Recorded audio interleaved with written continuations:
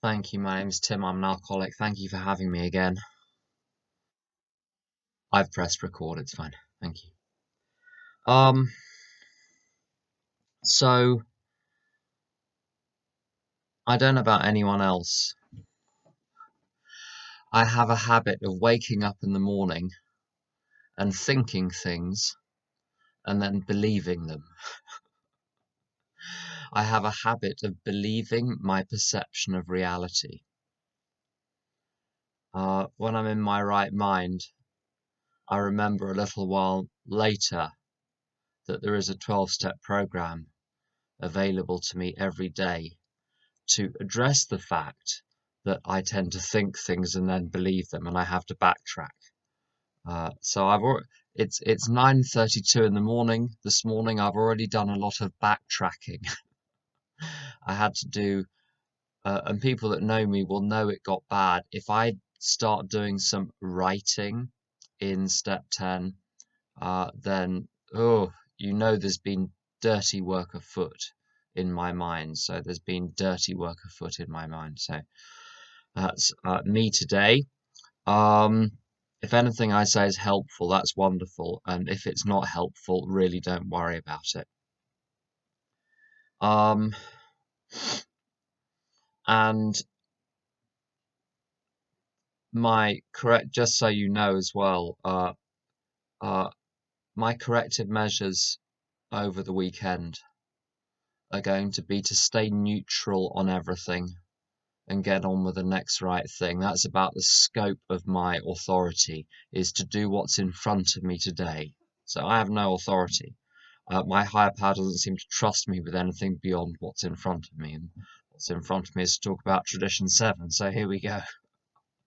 So I'm going to read it out, short form and an alarmingly long form. So the short form.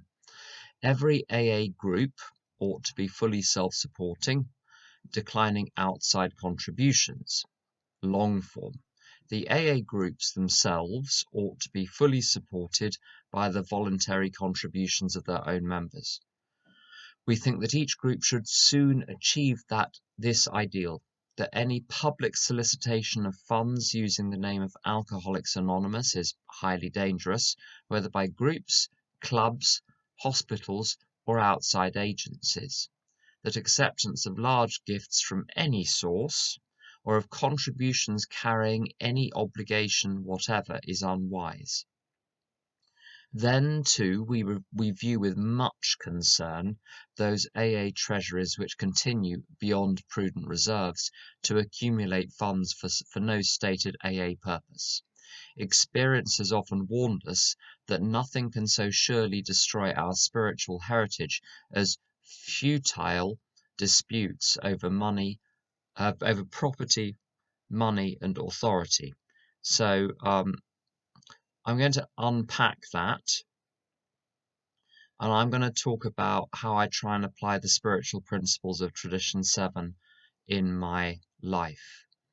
So I suppose the first question to ask is, well, why is this tradition even here in the first place? And it states two reasons in the long form. The first one, it talks about contributions carrying any obligation. And the way the world seems to work largely is by giving things and wanting something in return.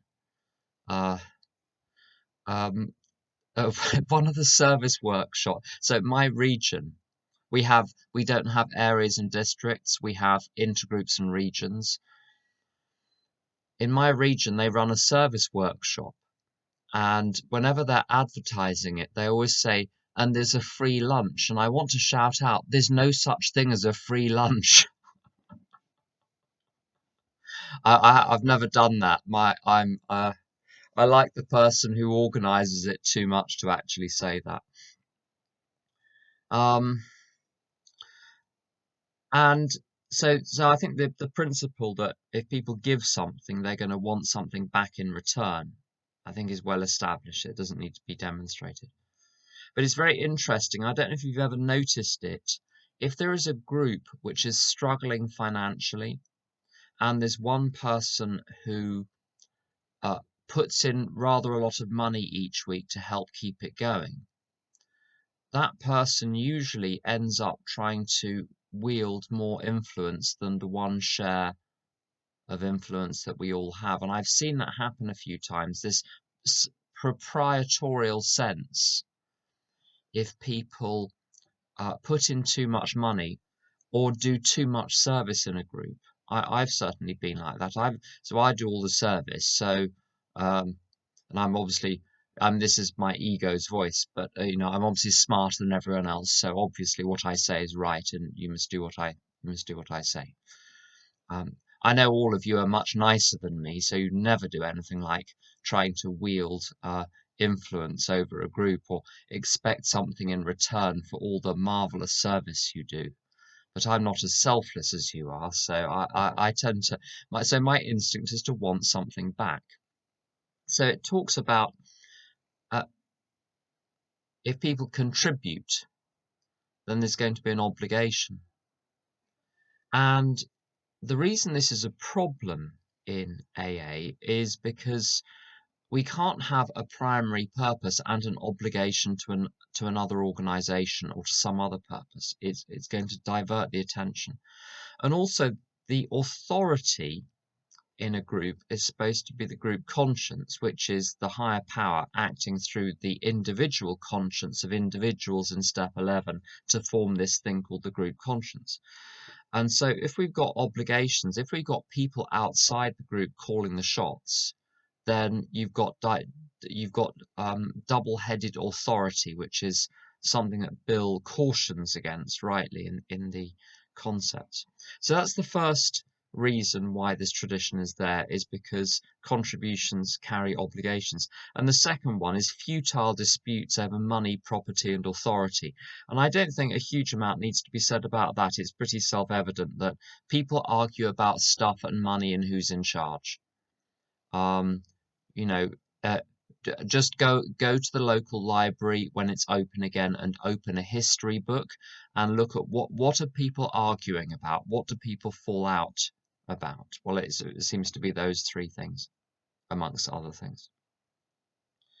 But there are all sorts of other implied reasons why we've got this tradition. It talks about not using the AA name. And in particular, these outside clubs, hospitals, or agencies shouldn't raise money for us. And I thought, well, why would that be the case? If as AA is struggling financially in the UK because at the moment, because no one's putting money, there are no pots to put the money in, and it's rather like, I don't know if I mentioned it, Gabrielle, did I mention the giraffe thing or not? On any other week. Okay, well, there we go. I don't know what that sign was, Gabrielle, but I assume that was a no. Um, um, so there's a cartoon of a giraffe, and the caption below said, "Have you ever thought that when a giraffe drinks a cup of coffee, by the time the cup of coffee reaches its stomach, the coffee's cold?" Of course you haven't. You only ever think of yourself. So, we're all thinking of ourselves and our lockdown and all of that. Well, no one's thinking of, a lot of people are not thinking about the fellowship as a whole, and no shiny pennies are being transferred into the intergroup or the regional or to the national bank account. So we've got money problems. And it'll get sorted out. I was at a region meeting where people were coming up with all sorts of elaborate schemes and systems. And then some bright spark suggested, how about we tell members to put money in the bank account of the group, and then the groups can channel it up through the existing structure. And I said, so we already have a solution. We just need to tell people to support the fellowship that they're a member of. Okay, good, fine. So it turns out, as ever, the solution was already there. No discussion was necessary. We just needed to do what was already established. Uh, um, I think the usual AA response to any situation is to look for a wheel in order to reinvent it. But there we go. That's a personal opinion. I don't speak for AA as a whole, but there seems to be a lot of that. Anyway, so we've got problems. Why can't we let other organizations raise money for us? If you pay attention to the outside world of the media and what's referred to possibly as a misnomer, social media.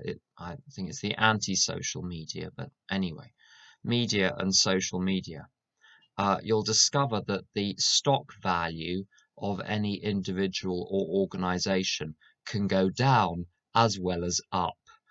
And if other organizations tried to raise money for us, however august the institution, whatever their stock in the public image is, if it goes up, we go up. If it goes down, we go down. There are enough risks to reputation as it is without pegging our reputation to any outside organization, hoping that they don't put a foot wrong in case it reflects badly on us. Because when reputation falls, there can be a domino effect. So I think this is a very wise and prescient that they said we don't let other people raise money for us. What else? If we're not under a legal obligation towards others, even if there is even if something is stated as a contribution, people can feel that they're under a moral obligation. And I've noticed this with groups. I'll come to this more specifically with groups later, about when you're given a free venue by an organization, whether it's a hospital or a treatment center or a this or a that, people feel nervous about asking for things because they feel, well, they've done so much for us already, we daren't ask them. Or you feel under an obligation if they ask something of you to do it for them because they're giving you something free. There are all sorts of unspoken bonds which are formed from gifts. And I'm extremely careful. I won't accept an apple from a sponsee because I mean, is it Snow White, the poison apple? Be very careful who gives you apples. Like literal apples are. It's not by accident that it's an apple. People's symbolism arises out of people's subconscious and their cultural knowledge. And I received an apple from someone, and I thought, they turned up at a meeting and they gave me an apple. And I thought, what harm could it do?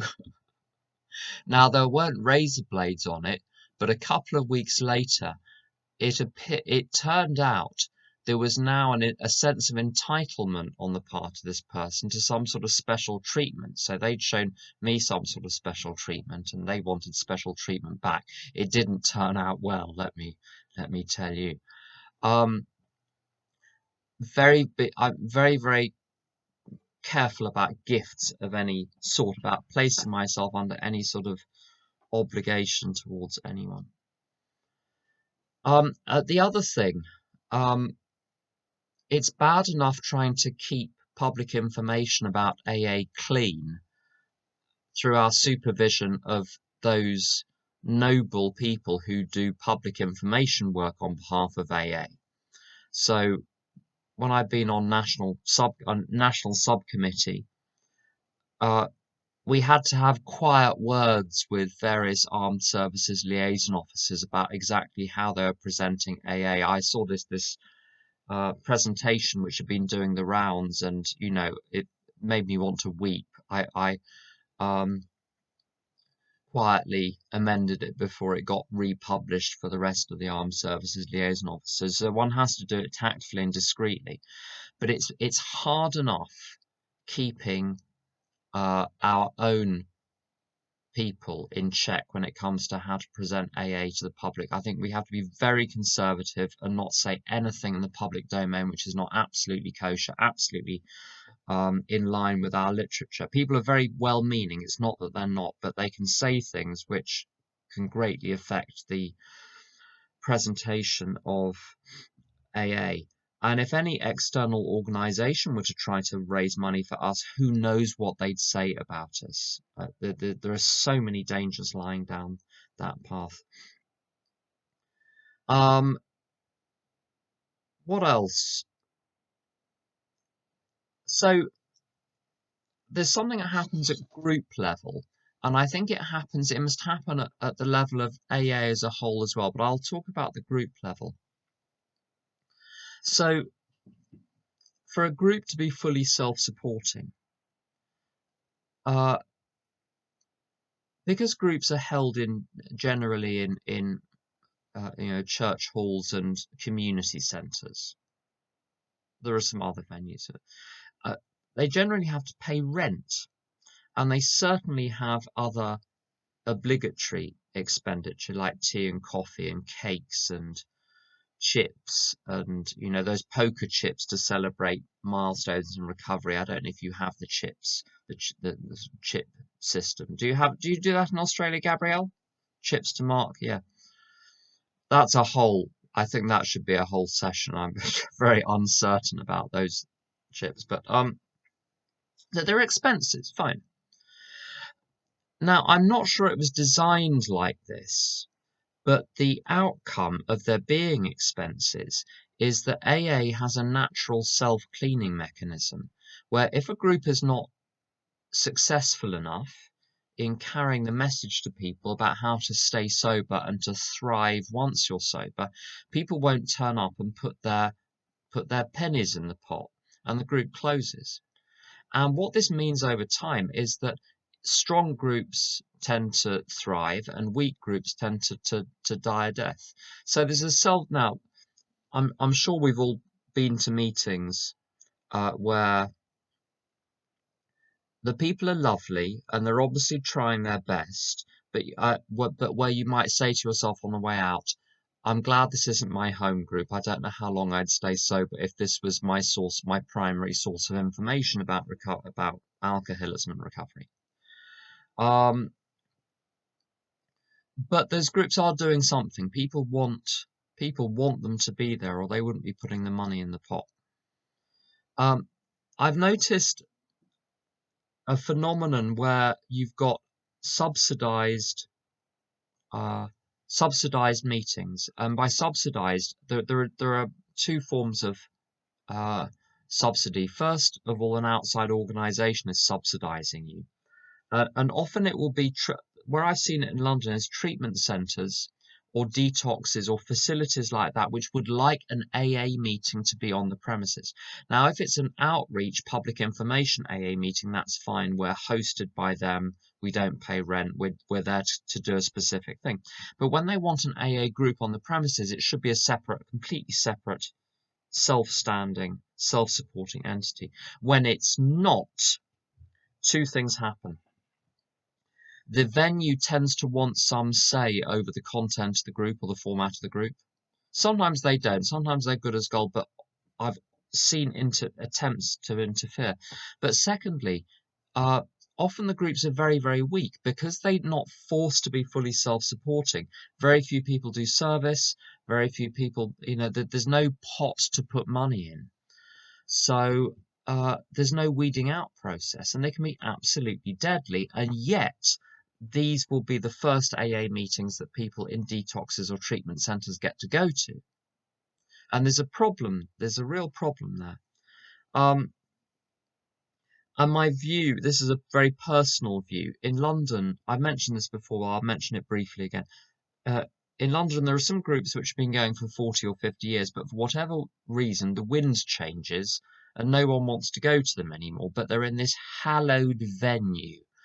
The so-and-so meeting, which has been going for 3,000 years, and we all want it to keep. Why do we want it to keep going? Surely we want AA to be successful, not to keep venues going for the sake of the venues. And people will announce, the so-and-so meeting on a Wednesday needs support.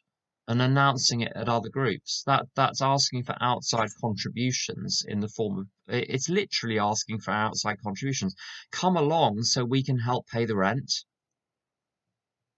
I don't think that's the way it works. When I've got a problem myself, I need to look to myself to see where I'm doing it wrong, not trying to get someone else to fix me. And I think that works at a group level as well.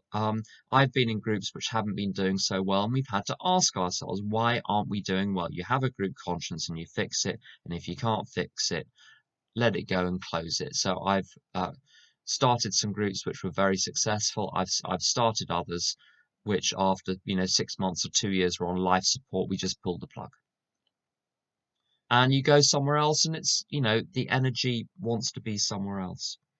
And what you can look at is all sorts of things. You can look at, if a group is failing, to look at the format of the group, the content of the group, the programs of the individual people within the group.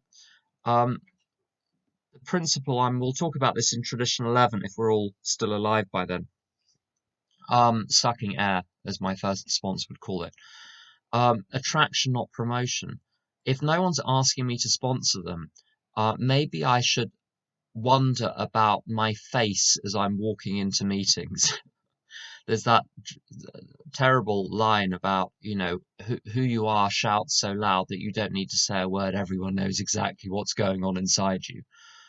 And I think it's the same with groups, that it needs to be attractive. If it's not attractive, something's going wrong. It doesn't matter how technically kosher it is.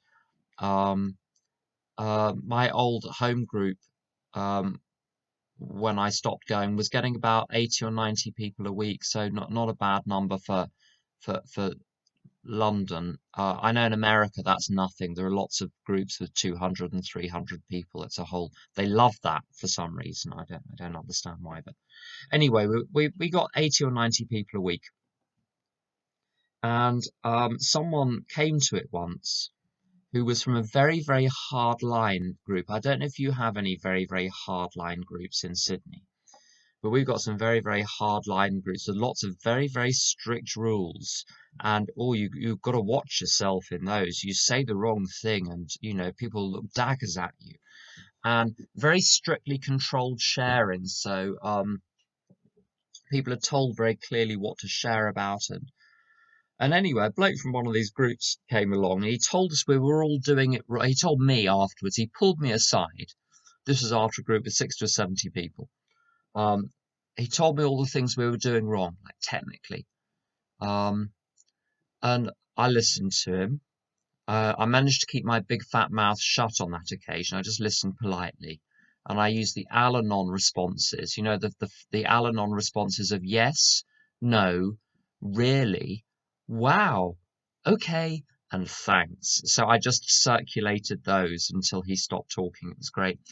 And I went to his meeting, and it's the most technically impressive meeting I've ever seen, and it had 7 people at it. One of whom was new and, looked as though they hadn't slept in a few weeks. So if we haven't got newcomers at my home group, there's a problem. Why are we there? Is it choir practice? What are we here for? And the question is, are we being attractive?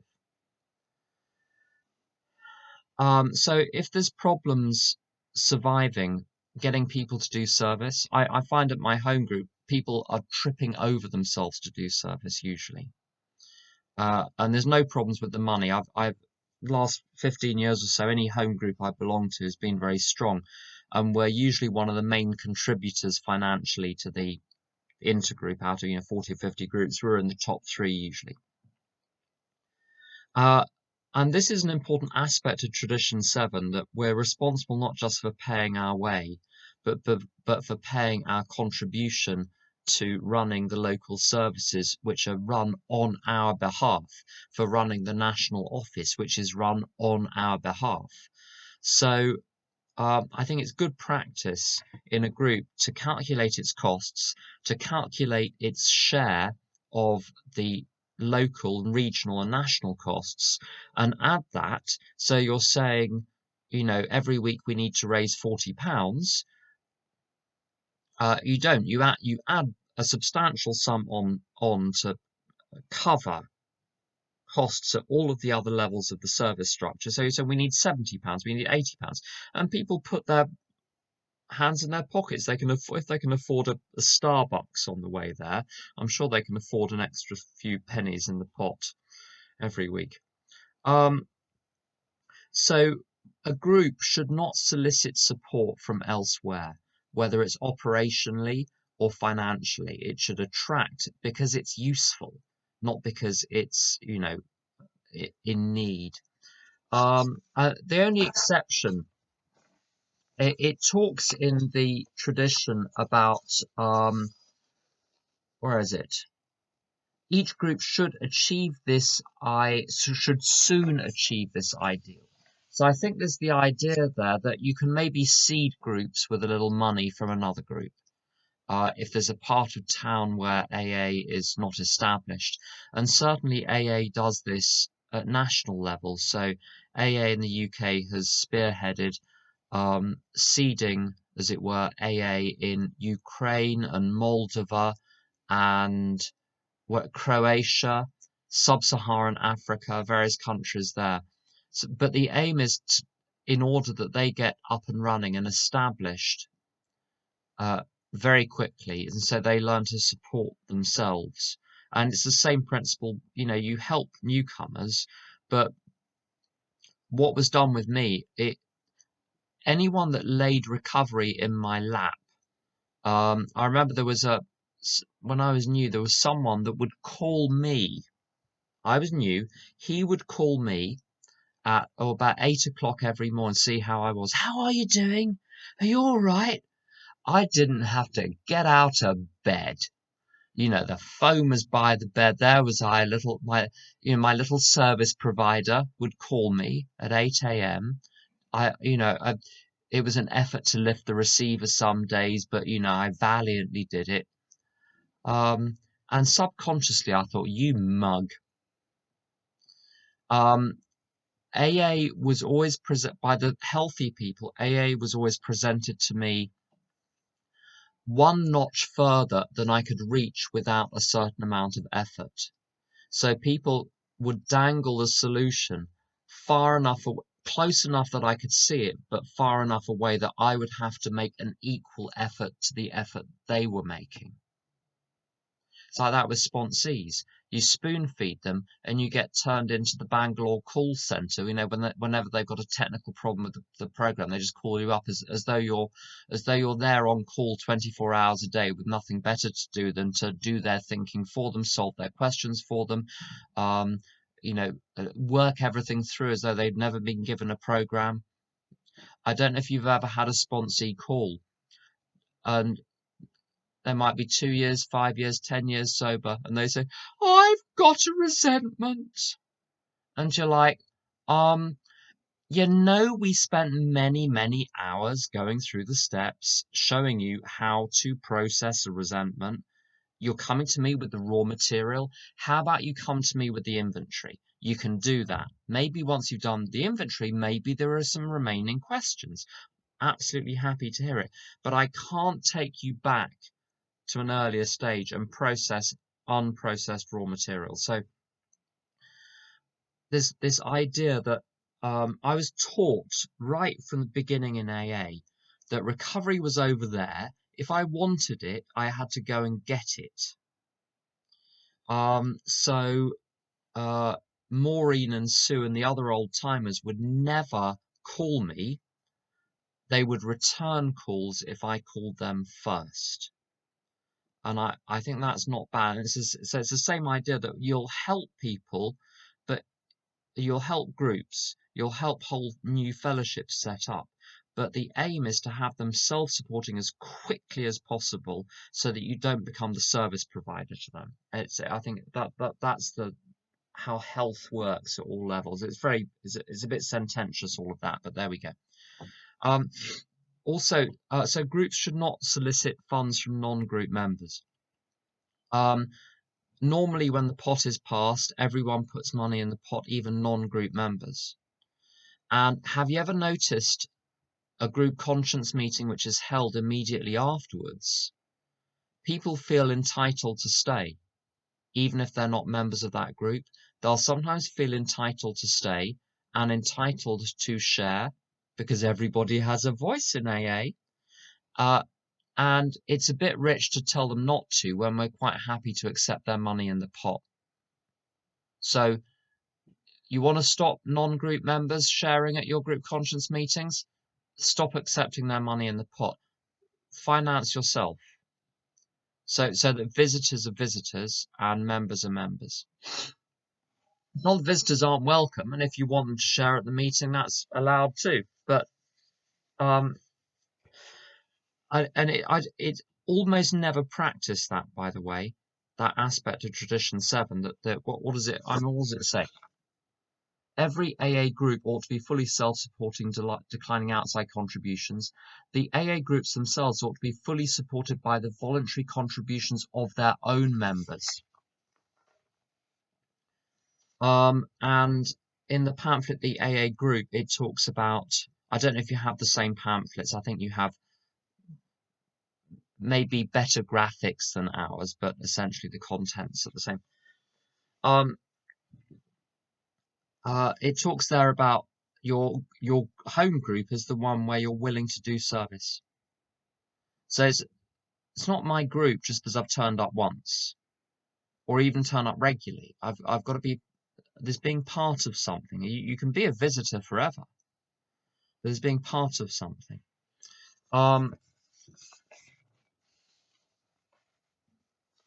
What else? And the corollary of that is that if the group is raising its own funds, it should only be group members, therefore, in the group conscience meeting that make decisions about what to do with the money. You can't have the money coming from non-members of the group and then disposed of by the members of the group. I don't think that works. This idea of authority and responsibility going together from concept 10. What else do we have? I've already covered free rent.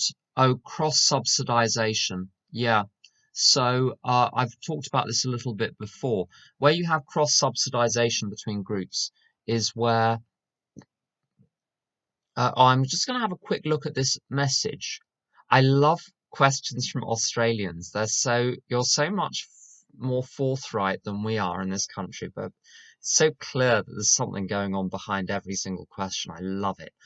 How do you feel about lunchtime groups where people come and go as they please, packing wisdom into their heads, but not being available to help newcomers or anybody else, particularly in big cities with a CBD?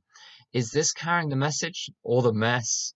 Baskets often passed in the middle of the meeting. In the middle! There are lots of questions in there. I love it. I'll incorporate that bit by bit. Right, so cross-subsidization is where you have a group with multiple meetings.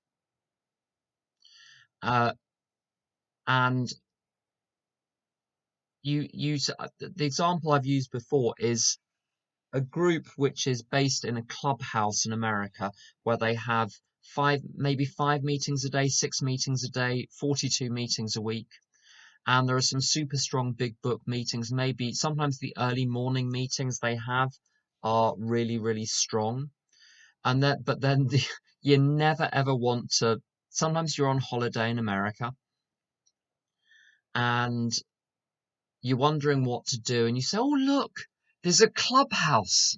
It's only half a mile away, and look, they've got meetings all day long, and oh, there's one at 11 a.m. I bet that's good."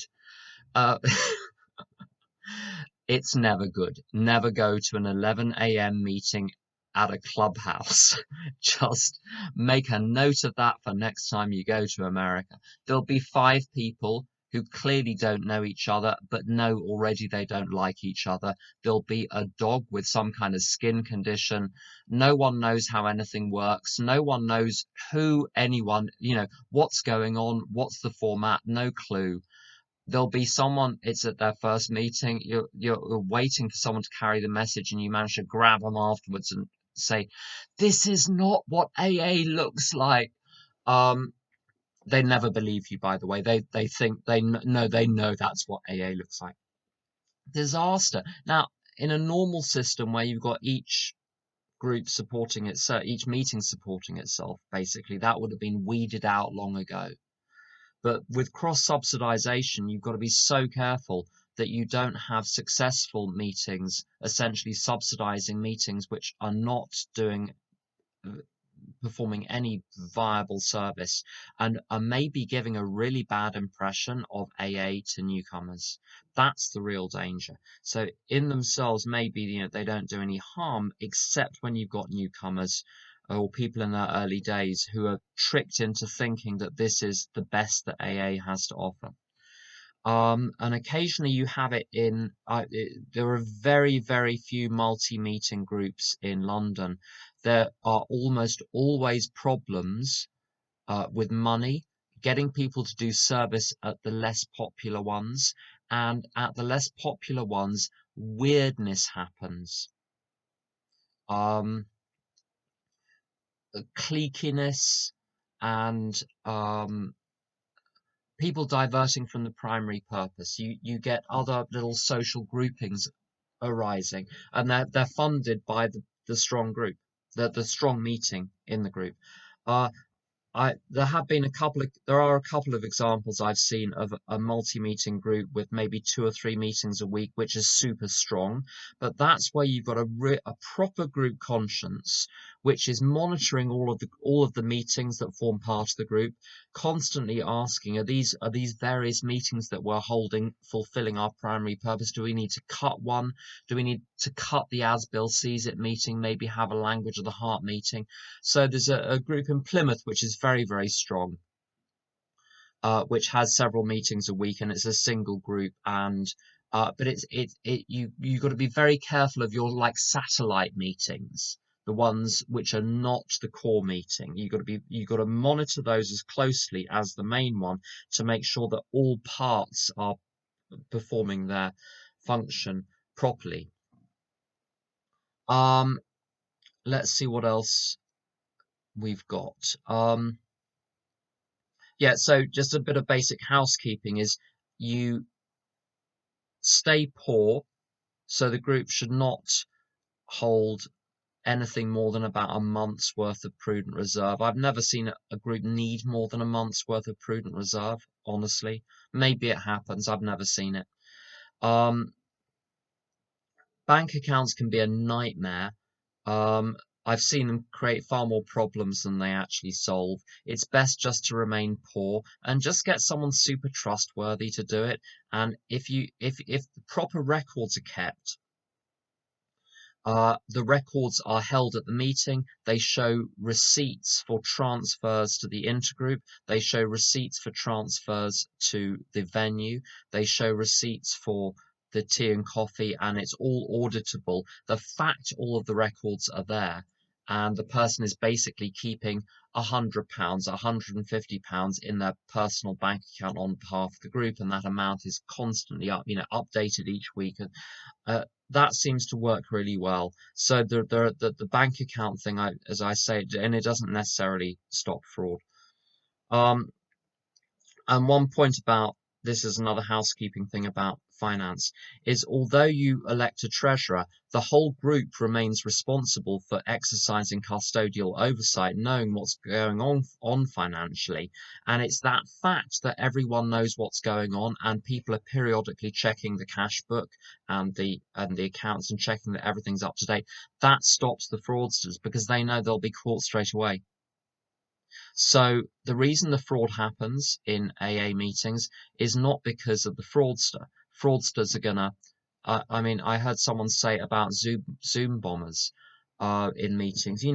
Children are going to act like children, and that makes some of us very uncomfortable. So fraudsters, AA is going to have fraudsters. The problem of fraud is not created by the fraudsters. They're just going to be there. The problem is created by groups not exercising proper custodial oversight of what's going on with the finances. When the group exercises that, there's very, very little that can go wrong. The most you can lose is a couple of weeks of the pot. Prudent reserve, uh, as I say, what 1 month, maximum two for groups, 1 year for AA plus working capital. So 1 year's worth of expenses plus enough working capital to allow for ups and downs during the course of the year. These are two separate things, by the way. The prudent reserve is not to manage fluctuations in cash flow. That's what working capital is. People don't understand this. So you've got the actual bank balance, a working capital buffer, and then a prudent reserve on top. So there are three layers there.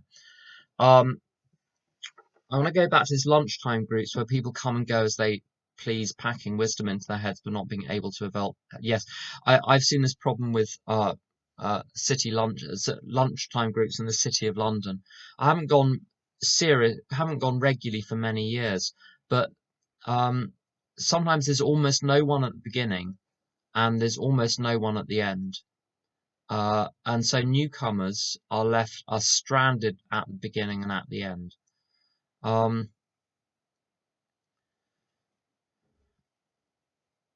what I have noticed, however, when they work, what they usually have is people who are busy, busy, busy, which is fine.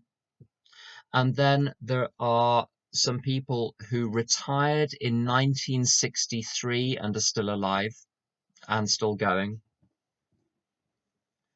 And then there are some people who don't keep ordinary hours for reasons no one's worked out.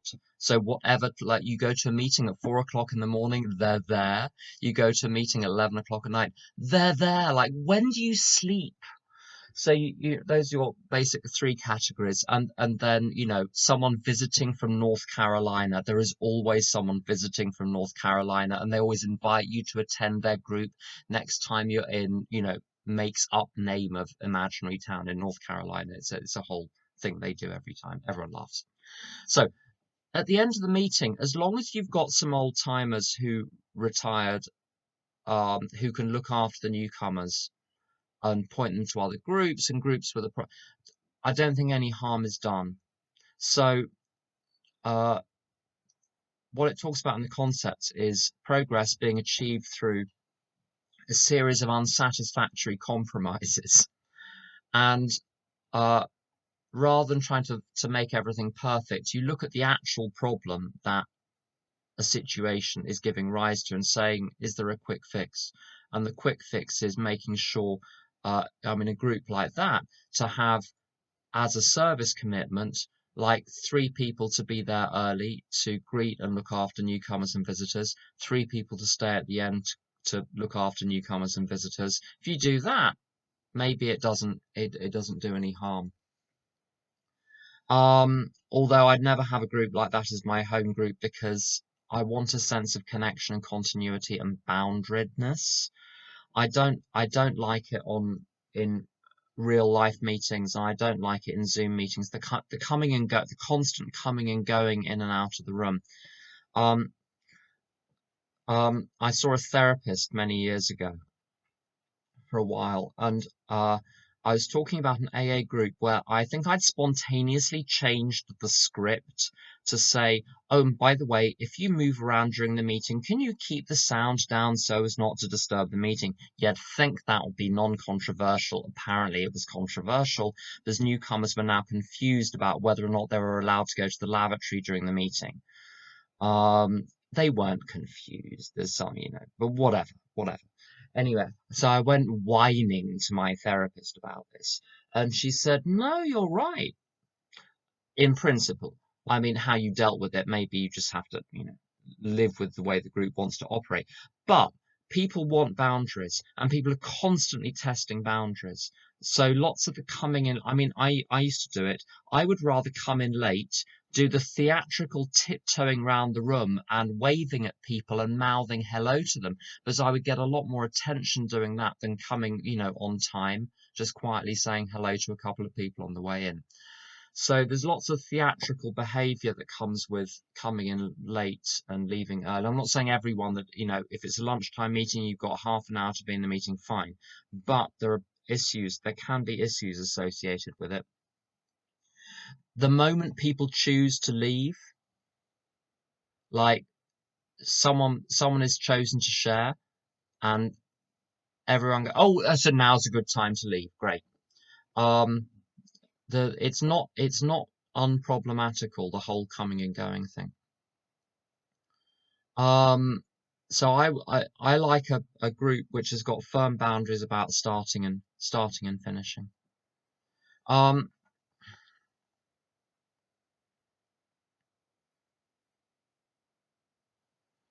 I'm going to look at this second question.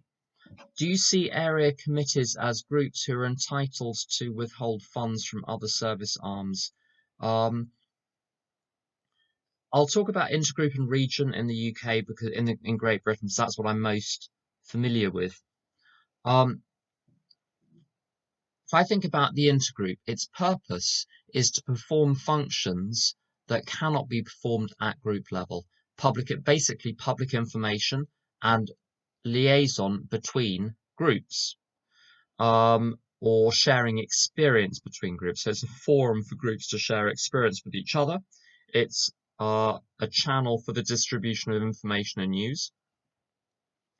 It plays a role in the conference structure in terms of passing information up and down the chain and organizing the gathering of the conscience on the various topics and questions for conference, but largely it's there for public information reasons. And when I'm at an intergroup, the intergroups I belong to, uh, you keep only enough funds to cover your expenses, and then you pass it down through the structure. There is a principle in the concepts that if you are very upset about what the next layer down is doing, and every other means of exerting the influence of the fellowship over that layer is exhausted, in extremis, you can withhold funds. But the literature is very clear. It's absolutely a lot to bleed the next layer down, or to rather not to bleed it, but to stop the flow of funds. In other words, to stop the flow of blood, the blood flow to the next layer down, is absolutely the last thing you do, because it doesn't mean it doesn't have to be done on occasion, but it's so destructive of unity, and it doesn't actually solve the problem, because at some point you've got to resolve the fact that the next layer down is either not following the group conscience, or maybe there's a legitimate legal reason why they're doing what they're doing, and the fellowship needs to understand that better. Sometimes that is what is happening. So sometimes the board does things for legal reasons because it's bound by the Charities Commission, and other legislation, company law, and so on. And the fellowship just doesn't understand that. So sometimes uh, not all outrage is righteous in AA, in my experience. I want to talk about the personal application of Tradition 7. This is probably a little controversial, all of this. I'm of the view that I should be fully self-supporting financially, if possible. And it's something I seem to have achieved, touch wood, for now. I've been sober since 1993, and I started working straight away, and um, uh, I haven't been a burden on either the state or other people since I got sober. I haven't had to accept financial help. I've worked right from day one, to make sure that was the case. Partly for the reasons I've discussed above. I don't like being beholden to other people. I don't like being over their barrel. Not everyone's in a position to do this, but what's interesting, um, I've seen this a lot with sponsees, particularly young sponsees, who are not financially independent, um, and are not working towards being financially independent either. So someone else is carrying the financial can. Um, I think it's true with every persistent relapser that I've ever tried to sponsor. In every single case, there is someone else who is a buffer between them and destitution. so that if they really mess up and don't do AA properly and or just want to blow away the cobwebs, they think, well, I can just come back, dust myself down after a few days on non-habit forming crystal meth, and I'll be all right. Um, people that do a little more Xanax than is strictly good for them, they come back and there are no consequences. So they lose a job. Doesn't matter. Someone's paying the rent for them. Whether that's the parents or whether that's uh, the benefits system. I don't have it. I'm not stating an opinion on the benefits system. I'm not. This isn't a right wing, left wing thing.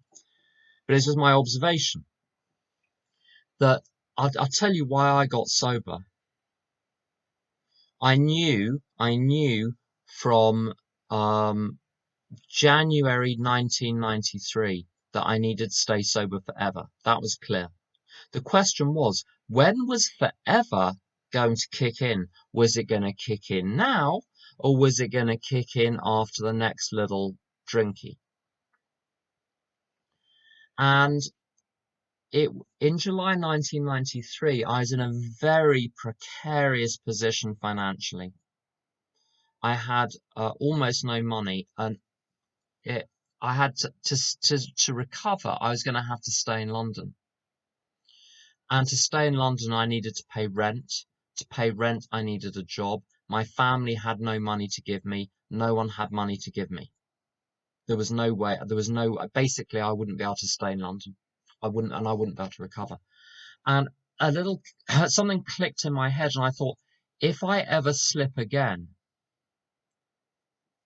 uh, that might be the end of my recovery story, because I'd have to go and live with my parents where there was no AA. What would I do? This was 1993, no internet. And this little calculation ran itself through, and I thought, I better take this seriously. I thought I had been taking it seriously up to that point. But it's only when the cold, hard facts of the consequences of my repeated resumptions of drinking hit that something changed and I fundamentally surrendered.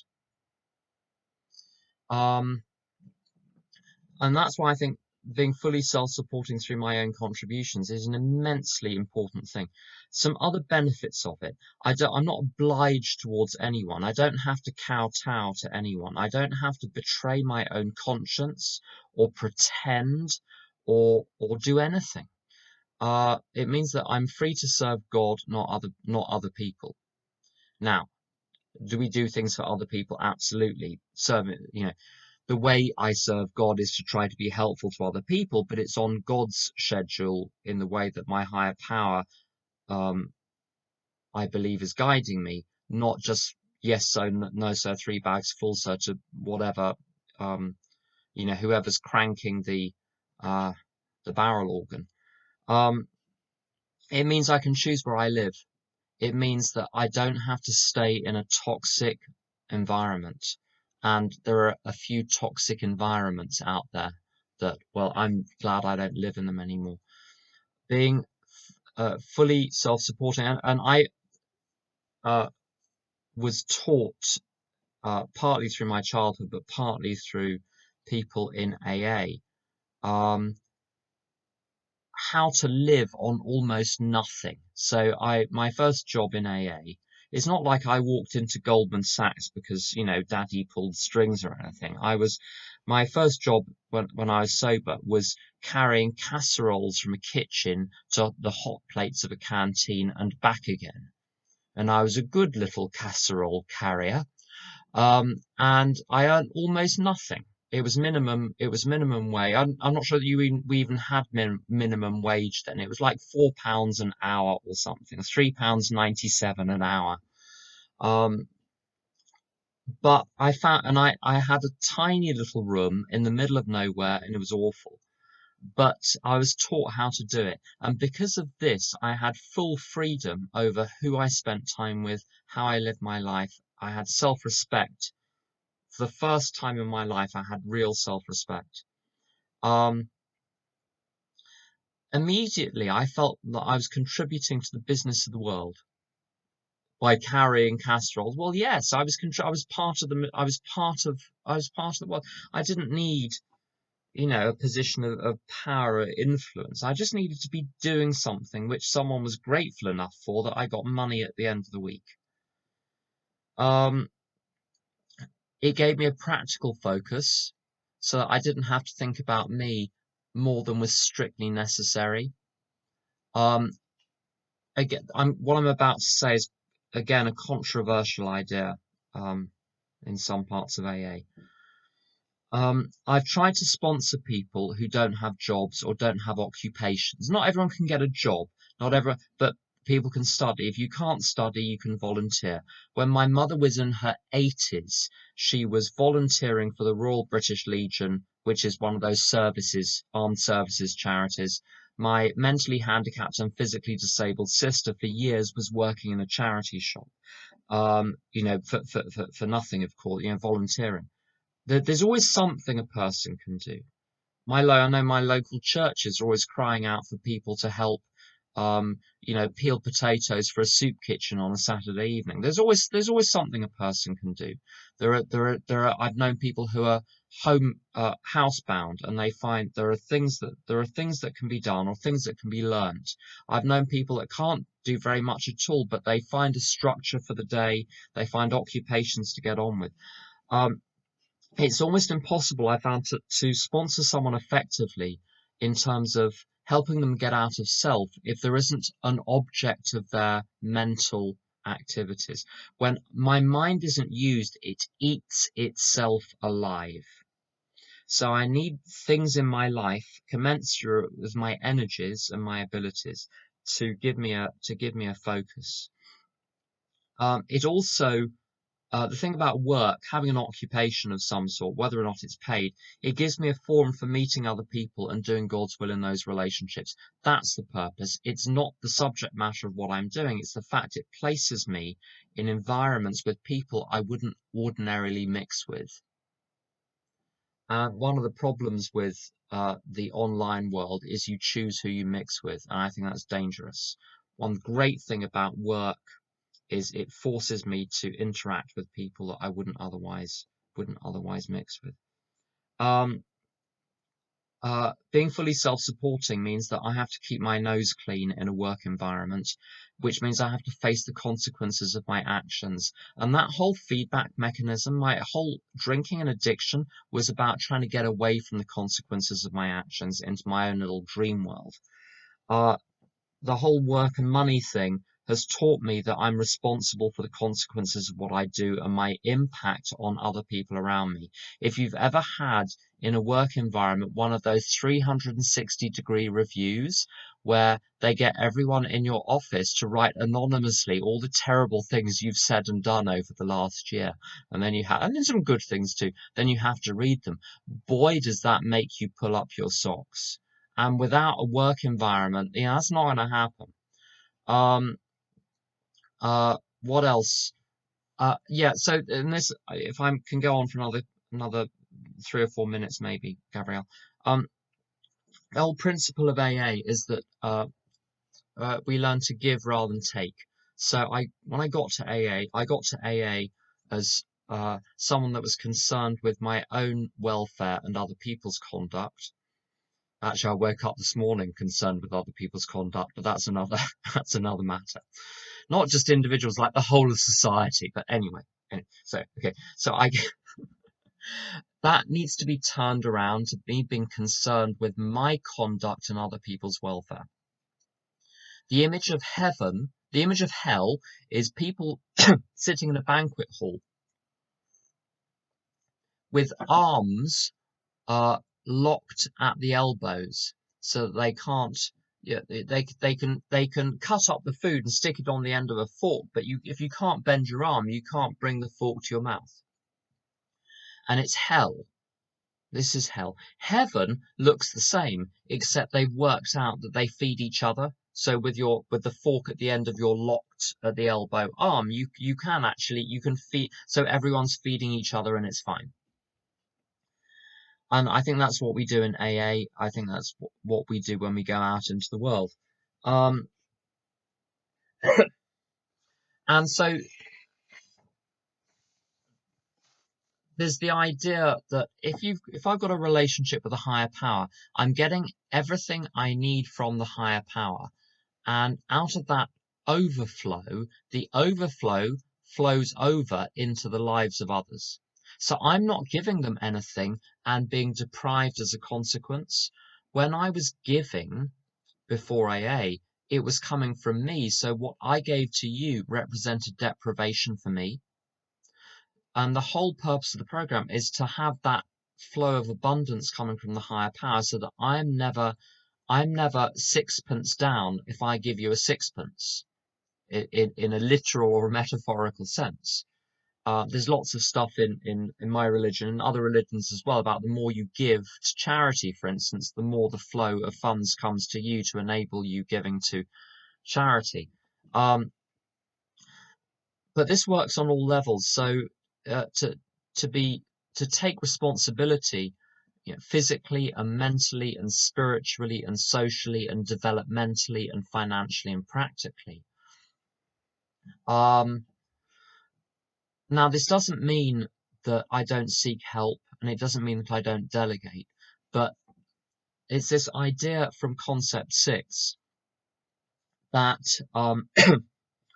although God has ultimate authority and responsibility for my life and for everyone's lives, I have what it calls in concept 6 chief initiative and active responsibility. So I'm the one that must make the first move, and I'm the one that uh, I can't be a victim of any situation. I've got to take responsibility for the consequences of my decisions and my actions. They say everything. What do they say? Everything happens for a reason. Sometimes the reason is I'm dumb and I make bad decisions. Okay. So there's nothing inconsistent about relying on a higher power and all of the goodies that come through other people from the higher power to me. There's no inconsistency between that and taking chief initiative and active responsibility in my life. Um, another couple of points. So when I'm in abundance, I'm looking to God and God only. That contract in step 3 if I stay close to God and perform His work well. If I try and grab directly from the world, this delusion it talks about on page 61 that we can wrest happiness and satisfaction from this world if only we manage well. And that's basically looking to sex and money and power and prestige and comfort and thrills and appearance to sustain me. Every time I do that, I become poorer as a result in spirit. And that's the 180-degree turn, going from being a taker from the world to being allowing myself to receive from God in order to give to the world. One tiny thing on how I am financially self-supporting. Basically, pay my debts, cover my expenses, provide for my old age, contribute financially and in other ways to community and society, the way the group contributes to the whole service structure. Prudent reserve of 1 year plus working capital, 1 to 2 years plus working capital. Uh, an avoidance of the excessive accumulation of funds. So you give to charity anything which is certainly which is excess in addition to one's ordinary obligations. And for years, people have thought that I'm completely mad for having a 1 year to 2 year prudent reserve of cash at call to cover unexpected financial obligations. And in the last 6 months, although I've been okay, I've been really glad that I've had that buffer just in case. And I've gone without all sorts of things for years in order to have that buffer. And it's not money for its own sake. It's so that I can concentrate on doing God's will and not worry about money. That's the paradox about being financially self-supporting, is it means I don't need to worry about money. I can worry solely about what am I going to do for God today? What am I going to do for God today? What am I going to do for God today? Um, What else? Yeah, just one thing on if each of us is fully self-supporting, it doesn't mean we don't help each other. It doesn't mean we don't delegate. But one of my big questions, and I'm going to finish on this, is um, to look in my life. Am I enabling anyone else in any way? And is anyone enabling me? Am I illegitimately relying on someone else to do for me what I should do for myself? And am I doing for anyone else what they should be doing for themselves? And that's really the tradition 7 inventory test. That's all I've got. My voice is going in any case, mercifully. So I'm going to be silent for the rest of the day now. Thanks for listening.